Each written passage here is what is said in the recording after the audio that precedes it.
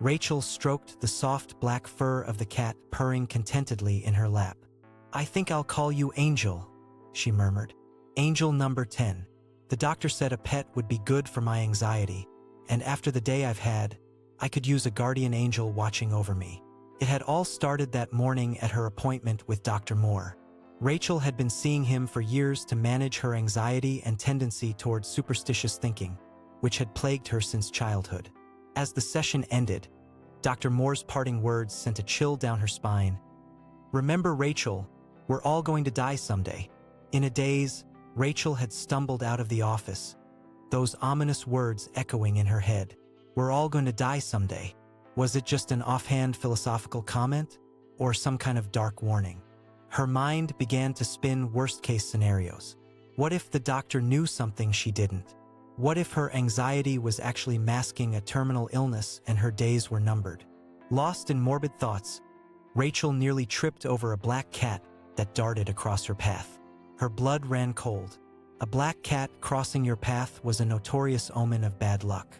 And today of all days, after that unsettling talk of death, it had to be a sign.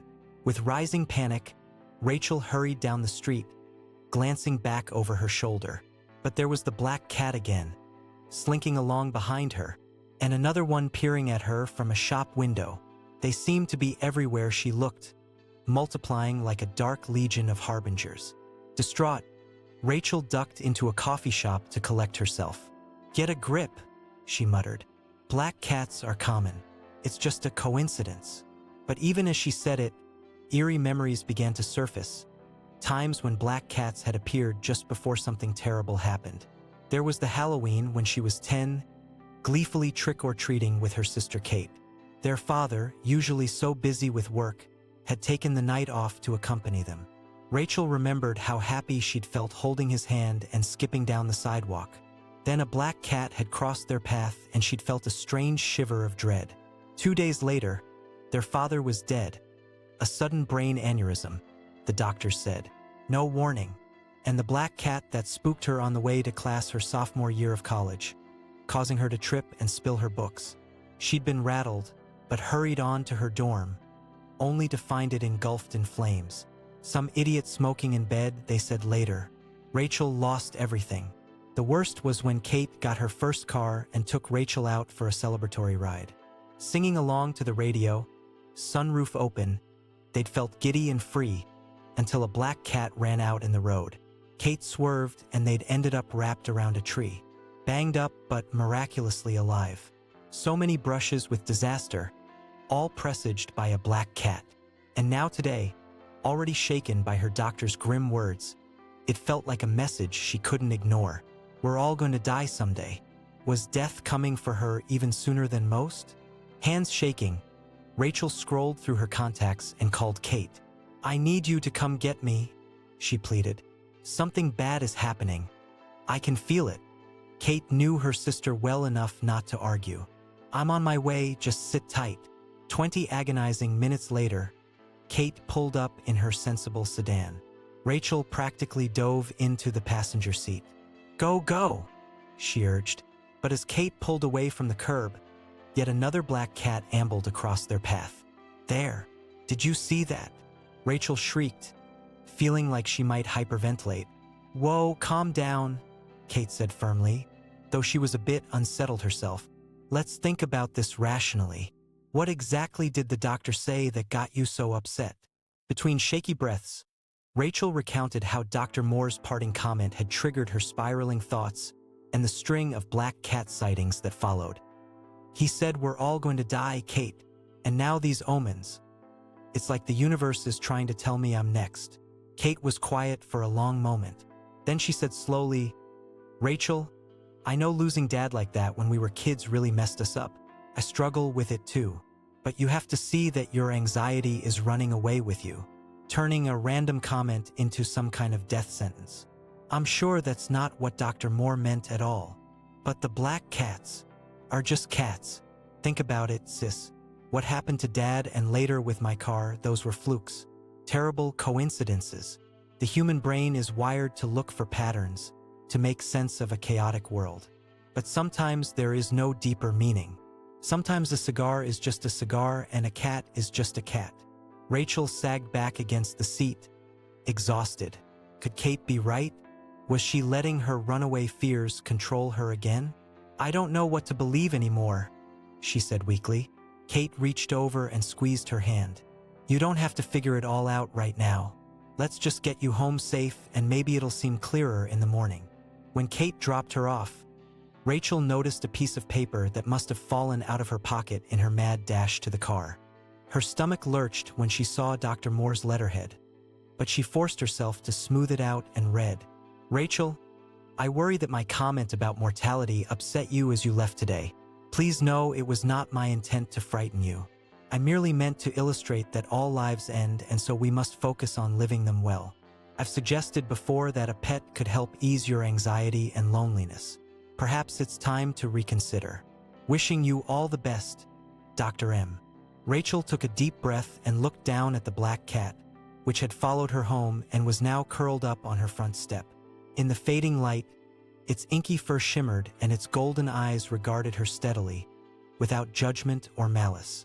Maybe Kate's right, she murmured, reaching down to stroke its soft ears. Maybe I let my mind get carried away, always jumping to the worst conclusions, seeing doom around every corner, missing the everyday magic right in front of me. The cat began to purr, a deep, soothing rumble Rachel could feel in her own chest. She thought of Dr. Moore's note about pets and how they could reduce anxiety and bring more joy. Was this cat really an omen of death, or a messenger of life, sent to reawaken her own? Come on then, Angel, she said, scooping the cat up as she unlocked her front door. Let's go inside. It seems we were meant to find each other, and I don't want to waste another moment worrying about the end when we've only just begun. As girl and cat crossed the threshold together, Rachel could have sworn she felt a subtle shift, as if an oppressive weight had begun to lift. The evening shadows seemed less menacing, the future less bleak.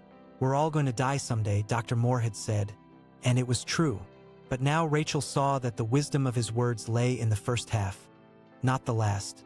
We're all going to live someday too, and that was the part that mattered most. In the coming weeks and months, Rachel began working with Dr. Moore to reframe her thinking. With Angel's help, when anxiety crept in with its what-ifs and worst-case scenarios, she'd look to the sleek black cat stretched out on the windowsill and remember that not everything was an omen or a threat. Some things just were. She started meditating each morning with Angel purring beside her, a calming presence, focusing on her breath, being present in the moment. She took up yoga and went for walks in the park, noticing beauty she'd been too stuck in her own head to see before. The dappled sunlight through leaves, the laughter of children, the swoop and chatter of birds. Slowly, she felt herself coming back to life. Rachel knew her anxiety and superstitions might never go away completely. They were too deeply ingrained, the scars of trauma. But in learning to make space for them, to examine them in the light of day and recognize them as distortions, not truths, she found she could keep them from controlling her. She could breathe through the panic, talk back to the catastrophizing thoughts. She could choose not to let fear win. And on the days it seemed too much, when the black cat thoughts crept back in, there was Angel. Angel, who greeted her with adoring eyes and unconditional affection, who was a living reminder that not all shadows were bad omens, that sometimes the things we feared the most were really bearers of blessings, guardians in disguise, waiting to be welcomed in. Night after night, Rachel fell asleep to the soft rhythm of Angel's purrs and the hard-won knowledge that all any of us have is the present, this one wild and precious life, the glimmer of grace found in unlikely places, at unexpected times. The black cat in the road in front of you and the one curled up at your side. The choice that confronts us all, every day. To face the uncertainty and embrace this fleeting, flawed and ferocious world, in all its beauty and terror, or to let the fear of endings rob us of beginnings. Rachel knew now which she would choose, knew it in her bones, her blood, her unquiet mind. She didn't need 9 lives. One would be enough. More than enough, as long as she was really living it. Curled up with her small black teacher, Rachel drifted off, finally at peace.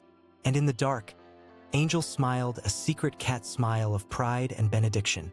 Her work here was done.